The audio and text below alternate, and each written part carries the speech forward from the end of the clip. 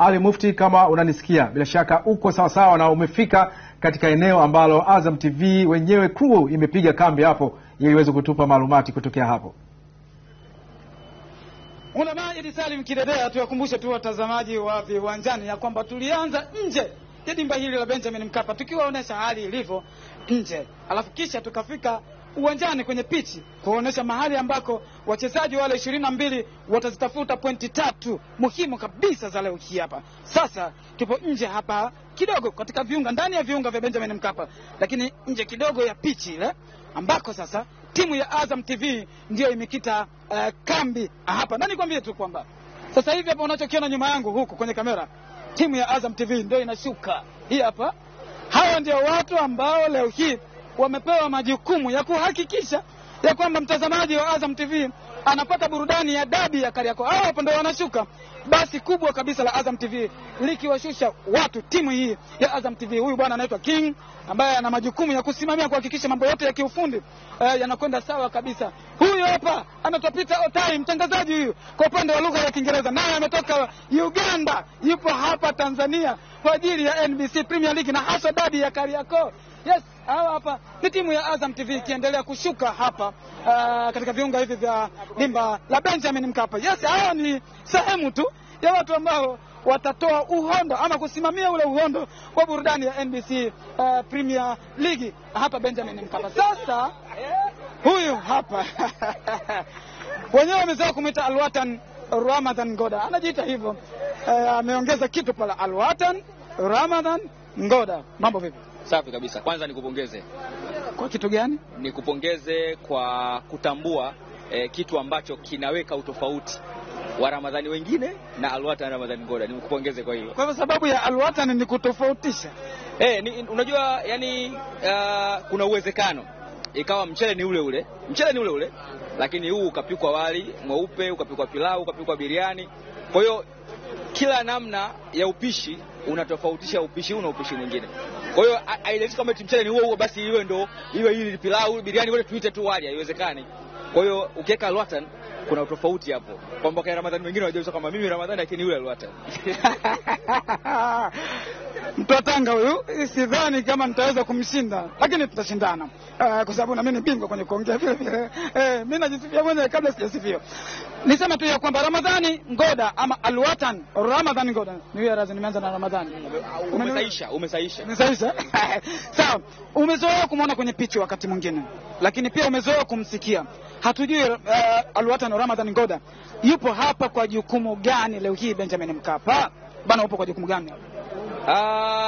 Jukumu ambalo nipo nalo leo ni la matangazo ya mchezo huu kwa maana ya commentary. Kwa hiyo leo nipo kama commentator wa mechi hii ya dabi ya Kariakoo kati ya Yanga na Simba, dabi ambayo imepewa umaalum, yani ina umaalum wake kwa sababu ni dabi ambayo inakwenda kukamilisha msimu, lakini pia dabi ambayo inakwenda kutuambia bingwa ni nani. Yani matokeo yote yatakayojiri katika mechi hii yatakwenda kutuambia bingwa wa msimu huu ni nani. Unajua kuna namna ambavyo watu wanacheza mechi, alafu hiyo mechi kuna matokeo ya sare ambayo yanakuwa pengine labda huyu amefurahi na huyu amefurahi kwamba kila mtu kapata pointi moja, lakini haitakuwa mechi hii. Hii ni mechi ambayo yani sare kuna mtu atacheka, kushinda mmoja kuna mtu atacheka, kushinda mwingine kuna mtu atacheka. Kwa hiyo hakuna matokeo ambayo yatakuwa yanasema yanawafurahisha wote au yanawakasirisha wote. Ni dabi ambayo ina upekee wa namna yake, kama ambavyo bodi ya ligi walivyosema kwamba ni dabi ambayo ina upekee na imeongezewa ladha na ukubwa, basi ina upekee kwa namna hiyo. Kwa hiyo hata mimi kwangu mimi kwenye utangazaji wa mechi ya leo ni lazima watu watarajie upekee wa namna yake katika mechi hii. Yaani watamsikia Alwatan tofauti na wale ambao wamezoea kumsikia kwenye mechi nyingine zote. Pengine tangu nimeanza kutangaza mpira hakuna mechi ambayo itakuwa na matangazo na comment ya kipekee kama hii ya dabi ya Kariakoo. Huyu ni Alwatan Ramadhan Ngoda. Lakini Ngoda, wewe tunafahamu ya kwamba mechi hii awali ilipangwa Machi 8, baadaye ikapangwa tarehe 15 ya mwezi huu Juni, na sasa hivi Juni 25. Na huko kote ulikuwa ukapangwa wewe kuwa ndio mtangazaji wa hii mechi. Bila shaka yoyote mechi 8 ulijipanga vizuri kabisa, na ilivyosogezwa mbele maana yake kwamba inawezekana kwamba kujipanga kule kuliongezeka zaidi. Tuambie sasa kutoka mechi 8 mpaka leo Juni 25 kwa namna ulivyojipanga. Unajua kila jambo lina kheri zake, yani kila jambo lina kheri zake.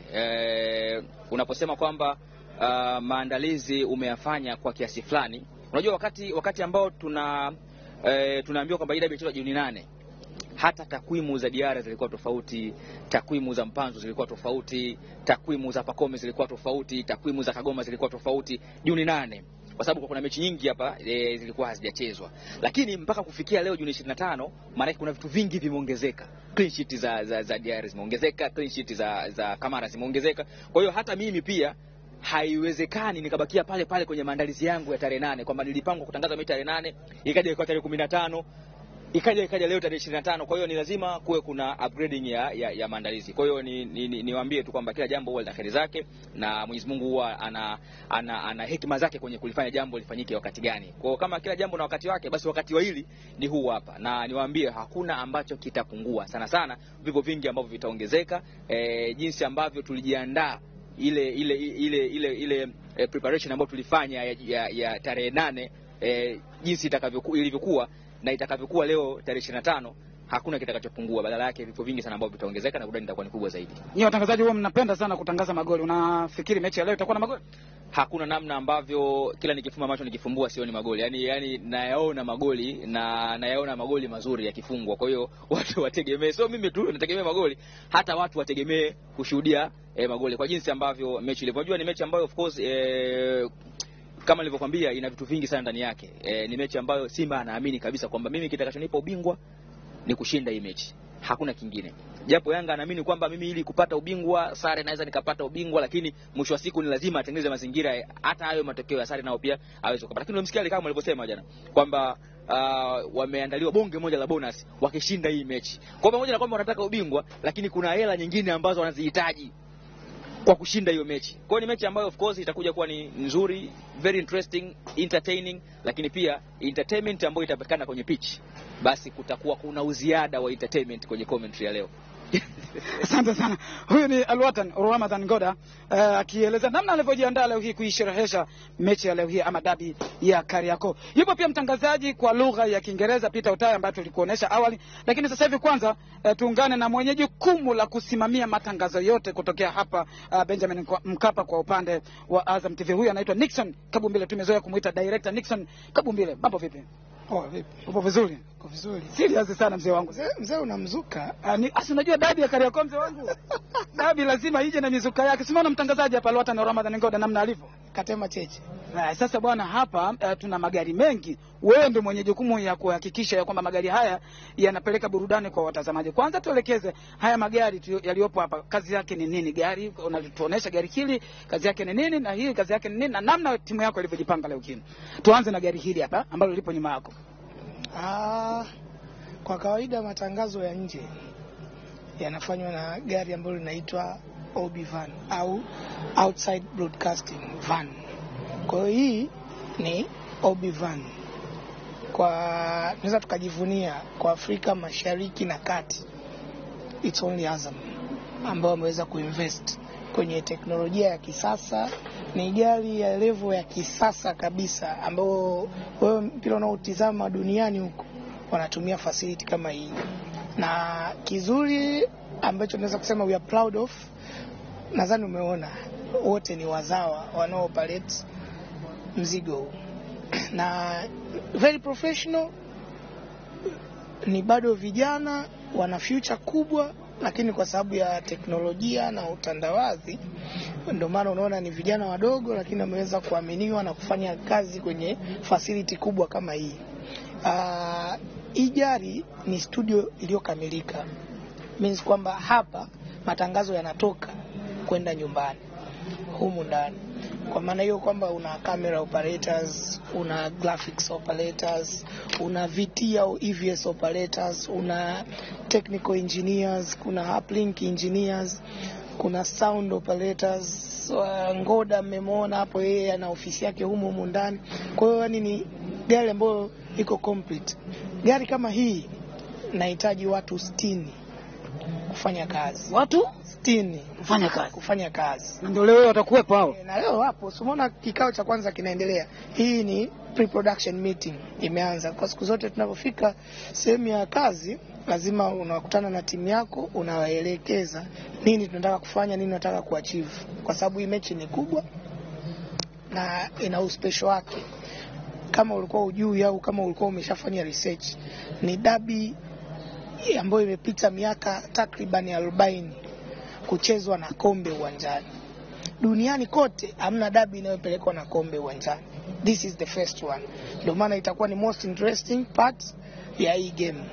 Sawa Kwa hiyo ina uspecial wake mkubwa sana. Kwa hiyo watu wa nyumbani wajiandae tu kuona burudani nzuri, lakini vile vile tunawaibia tu siri kidogo. Plani hii ndio utakayoiona August. Kumbuka August tuna nini? CHAN. Kwa hiyo timu hii sasa ndio tunaanza kuwapika. Kwa hiyo yale mambo ya CHAN utaanza kuyaona leo taratibu, lakini nawaambia kabisa watu bwana, saa 11 game inavyoanza wanaona kitu tofauti kabisa. Kwa hivyo wale ambao wanatumia kisimbuzi cha Azam TV na muda huu hawajalipia kisimbuzi chao, unawaambia nini? Hivi mpaka sasa hivi hujalipa kweli? Unajua juzi tulipewa compliment moja kubwa sana ambayo vijana wengi na sisi wengine tulifeel proud wakati Mwigulu Nchemba anasoma budget. Alisema Azam TV anatushukuru, sasa hivi imegeuka imekuwa chombo cha umma. Kwa hiyo sasa kama mpaka sasa hivi hujalipia kingamuzi au huna kingamuzi cha Azam TV, even Azam Max unakosa vitu vingi sana.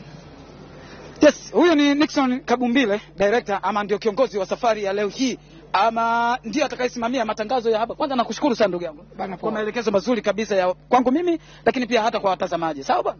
Kama ukipata wasaa uje pia wakati wa game. Hamna shida. Hilo limeisha. Karibu sana. Tupo hapa kwa ajili ya na Peter Times. Beauty. Yes, mzee wa beauty. Beauty. Yes. Umefika hapa, umefika lini? Ninafika jana. Yes. Majira saa ngapi? Jana asubuhi. Sasa hivi Kiswahili kinapanda vizuri. Si sana. Just kidogo hapa. Lakini watu wanaweza wakakuelewa, sio? Yes. Kwa hivyo utakuwa unachambua sana lugha ya Kiswahili kidogo katika matangazo yako? Hapana. Hauthubutu hata kidogo? Hiyo kazi ya Ramadhani Ngoni. Ramadhani Ngoni. Yes. Lakini tuambie tu ya kwamba ukitokea Uganda ulivyopewa taarifa ya kwamba unatakiwa uje Tanzania kwa ajili ya commentary ama matangazo haya kwa upande wa lugha ya Kiingereza. Wewe taarifa hii kwanza uliipokeaje, na hasa hii dabi ya Kariakoo na dabi ambayo ndani yake kuna kombe? Yeah, hii dabi iko different from dabis ingine because hii dabi iko can I say iko kombe in the middle over there. Tutaona dabi ya FA Cup between these two, but leo tutaona dabi ya kombe this time round. So hii dabi iko different. Yes. Yani ulishawahi kuwaza siku moja kuitangaza mechi ambayo ya ligi ambapo ndani yake mtu atakayeshinda ndo anachukua kombe? Ulishawahi kuwaza kwamba utatangaza hiyo dabi ya aina hiyo? We can say football, tutasema football is Maracado. Football is different. Anything can happen. Sasa this season round tutaona something different in a way that many times team kama Simba, team kama Yanga will win the title with about games 3, games 4 to go. But now tutaenda paka last day kama final ya FA Cup, something like that, final ya World Cup. So it's new, iko new, but I think iko mzuri sana. Competition iko tight. So beauty leo itatokea hapa? Leo sijui, but tutaona. Peter Otayo huyo ambaye amefika Tanzania hapa kwa ajili ya matangazo. Yes, tupo hapa na ndugu yetu ya Ambokile huyu hapa. Mbona tabasamu kubwa sana mzee wangu? Leo dabi huwa inakufurahisha? Inafurahisha. Yaani kitu gani kinaongeza uonjo katika kazi yako? Wanakuambia mpira ni kama utamaduni, unatofautiana nchi na nchi. Kwa hiyo leo tunaonesha utamaduni wetu kwa ukubwa wake, especially katika masuala ya slow-mo. Leo tunategemea vitu vingi, kuanzia reaction, kuanzia magoli, kuanzia kwa sababu raha mechi goli. Umetaja kitu kinaitwa slow-mo, ama sio? Yeah. Sasa mtazamaji anawezekana akawa hajui ya kwamba slow-mo ni kitu gani. Hebu wafafanulie slow-mo ni nini? Slow-mo ni marudio ya matukio yanayotokea pale uwanjani. Inaweza ni kama kuedit, kama kuhariri matukio, lakini kitu ambacho kiko live. Yeah. kuna mtambo unaitwa EVS mtambo mpya huo ambao kazi yake nini? Ni more advanced, na nahisi katika East Africa labda na kati unapatikana Azam TV peke yake. Bwana wewe, kwa muda fulani mnaweza mkapita ndani pale mambo yakiwa yamewashwa uje uangalie. Yes, huyo ni Ambokile na kazi yake kubwa leo hii. Yeye si alipo peke yake na wenzake ambao watakuwa na majukumu ya kuhakikisha ya kwamba tukio lolote ambalo wewe unataka kuliona kwa uzuri zaidi kwa mapicha za marejeo, basi jukumu litakuwa kwa Ambokile na wenzake.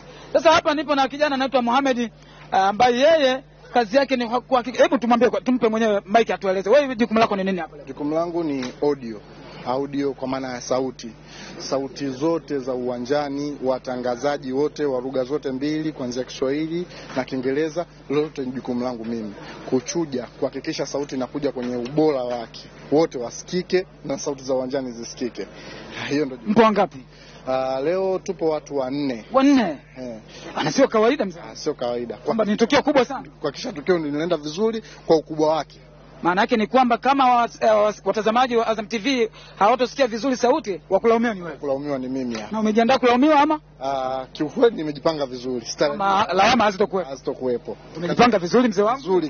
Vizuri kabisa. Kwa msisitizo, vizuri kabisa. Asiyelipia kisimbuzi mpaka muda huu unamwambia nini? Atakuwa amechelewa sana na atakuwa anajidhulumu kwa sababu burudani ya leo sio ya kukosa.